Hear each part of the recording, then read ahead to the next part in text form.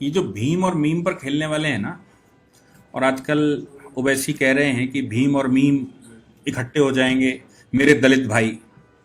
आपको मालूम है ये सेम खेल जिन्ना ने भी खेला था। उस समय जिन्ना ने भीम और मीम, उस समय भीम तो शब्द इस्तेमाल नहीं होता था, लेकिन दलितों को अपने साथ में लाया था। और उसका नतीजा निकला था कि जो बांग्लादेश का हिस्सा है आज, जो पूर्वी पाकिस्तान हुआ करता था, पूर्वी पाकिस्तान का एक बड़ा हिस्सा जो हिंदू बाहुल्य था, दलित बाहुल्य था, वो पाकिस्तान चला गया था। डॉक्टर अंबेडकर के एक बड़े अच्छे साथी हुआ करते थे, योगेंद्र नाथ मंडल। बड़े लीडर थे उस समय के। जो दलितों के लीडर थे ना, उन लीडरों में चार बड़े लीडर्स दलितों के थे। एक तो स्वयं गांधी जी बड़े लीडर दलितों के माने जाते थे, दूसरे डॉक्टर अंबेडकर दलितों के बड़े लीडर थे, तीसरे योगेंद्रनाथ मंडल बड़े लीडर थे, और चौथे बाबू जगजीवन राम। ये दलितों के बड़े लीडर थे। बाबू जगजीवन राम की अपनी पार्टी थी, वो मर्ज हो गए कांग्रेस में। गांधी जी स्वयं कांग्रेसी थे।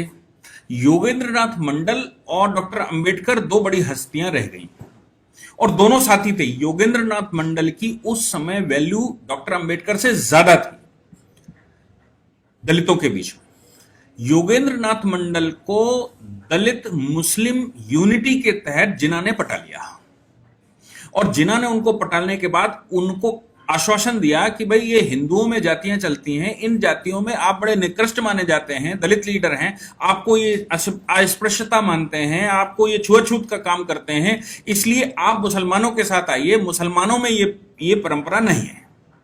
योगेंद्रनाथ मंडल को यह बात समझ में भी आ गई। योगेंद्रनाथ मंडल कन्विंस्ड हो गए। योगेंद्रनाथ मंडल पाकिस्तान में जाने के हिम्मती हो गए। बांग्लादेश जो आज का है, उसकी बड़ी टेरिटरी में योगेंद्रनाथ मंडल का प्रभाव था। उस प्रभाव के दम पर जब वहां इलेक्शन हुआ तो वो पाकिस्तान के साथ उन्होंने वोट दिलवा दिए। 30%, जो ये 27% आबादी की बात आती ना, ये 27% आबादी दलित आबादी है जो पाकिस्तान में रुक गई, जो आज समाप्त हो गई। इस 27% आबादी को उसमें रोकने और उसमें ले जाने का मुख्य श्रेय योगेंद्रनाथ मंडल को जाता है। अब डॉक्टर अंबेडकर और योगेंद्रनाथ मंडल दो शख्सियतें दो डोमिनियन के साथ चलेंगी, एक डोमिनियन ऑफ पाकिस्तान के साथ और एक डोमिनियन ऑफ इंडिया के साथ। डोमिनियन ऑफ इंडिया के साथ डॉक्टर अंबेडकर आए, उनको भी लॉ मिनिस्टर बनाया गया, और योगेंद्रनाथ मंडल को भी पाकिस्तान का लॉ मिनिस्टर बनाया गया, पहले लॉ मिनिस्टर बनाया गया। और जिन्ना का जब काम हल हो गया और योगेंद्रनाथ मंडल वहां चले गए और पाकिस्तान बड़ा हो गया, और लॉ मिनिस्टर का जैसा उन्होंने प्रॉमिस किया था वो बना भी दिया दलित के नाम से, तो योगेंद्रनाथ मंडल और उनके अनुयायी नो डाउट बड़े खुश होंगे कि भाई हम पाकिस्तान में एक हमको प्लेस मिला। लेकिन पाकिस्तान के लोगों की मानसिकता कुछ इस प्रकार की थी कि उस मानसिकता के तहत योगेंद्रनाथ मंडल के परिवार की महिलाओं के साथ गलत हुआ। और योगेंद्रनाथ मंडल स्वयं देखा करते थे कि मेरे साथ, मेरे फॉलोवर्स के साथ मुसलमान क्या कर रहे हैं पाकिस्तान के, और योगेंद्रनाथ मंडल लॉ मिनिस्टर होते हुए भी कुछ नहीं कर पाते थे। नतीजा यह निकलता था कि महिलाएं, बच्चे चिल्लाते रहते थे, इस्लाम के नाम पर उनके साथ गलत होता रहता था, और लॉ मिनिस्टर बैठा हुआ व्यक्ति कुछ मदद नहीं कर पाता था। जहां एफआईआर करते थे, जहां वो कुछ प्रोटेस्ट करते थे, जहां कोई बात करते थे, तो उल्टा योगेंद्रनाथ मंडल के ऊपर हमले हो जाते थे। नतीजा ये निकला कि योगेंद्रनाथ मंडल ने वहां से भागने का निर्णय लिया। वहां से भागकर वो हिंदुस्तान आए। उस समय का हिंदुस्तान, उस समय का पाकिस्तान मतलब आज का बांग्लादेश। और वो भागकर यहां आए। पाकिस्तान के लॉ मिनिस्टर भाग आया, भागकर हिंदुस्तान में रहा। 60 के मध्य दशक तक, वो 70 के मध्य दशक तक जीवित रहे। और योगेंद्रनाथ मंडल को भारतवर्ष ने जो भी किया हो, चूंकि भागकर आए थे, इसलिए योगेंद्रनाथ मंडल को बहुत बड़ा प्लेस यहां नहीं मिला। लेकिन वही उनके साथी डॉक्टर अंबेडकर भारत के महापुरुष बने, भारत रत्न बने।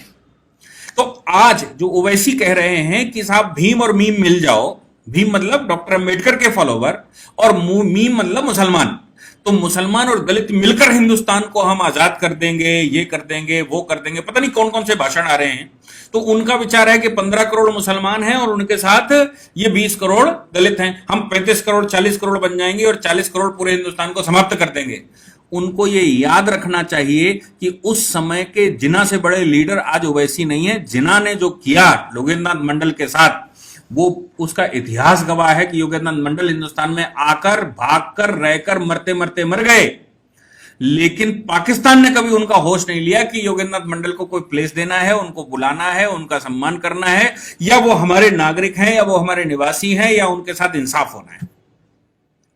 और 27% जो दलित वहां पर रुका था योगेंद्रनाथ मंडल की वजह से, योगेंद्रनाथ मंडल खुद चले आए तो बाकी दलित धीरे धीरे वहां समाप्त हो गया। नतीजा निकला कि 2% आदमी रह गया है, 3%, 2%, 4%, किसी जगह पर किसी पे 7% है, इतनी आबादी रह गई। और ये जिनके साथ भी हुआ वो मोस्टली दलित थे।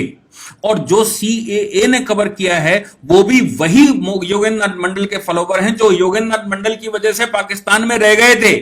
और इधर से आश्वासन दे दिया गया था, उस समय गांधी जी को भी ये समझ आ रहा था, नेहरू को भी समझ आ रहा था कि ये रुक तो गए हैं लेकिन वहां टिक नहीं पाएंगे। इसलिए उस समय कानूनों में ये प्रावधान रखा गया कि अगर कभी भी आप वापस आएंगे तो आपके खिलाफ ना ही वो फॉरेनर्स एक्ट लगेगा और ना ही आपके ऊपर पासपोर्ट एक्ट लगेगा। और अगर उनका उल्लंघन होता है तो आपको उसे एग्जम्प्टेड रखा जाएगा, क्योंकि ओरिजिनली आपको यहां आना था। योगेंद्रनाथ मंडल की एक भूल की वजह से ये 27% वहां रुक गया था, जिसका परिणाम बहुत बुरा निकला।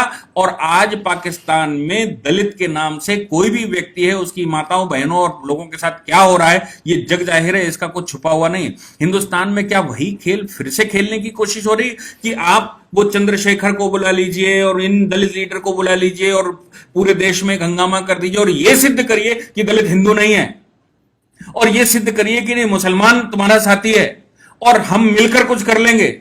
ये 1947 का इतिहास हमको फिर से याद करना चाहिए। अगर 1947 का इतिहास ना याद किया तो हिंदुस्तान को फिर से बहुत बड़ी त्रासदी से पास होना पड़ेगा, जिसका खामियाजा अब भुगतने लायक भारत नहीं बचता।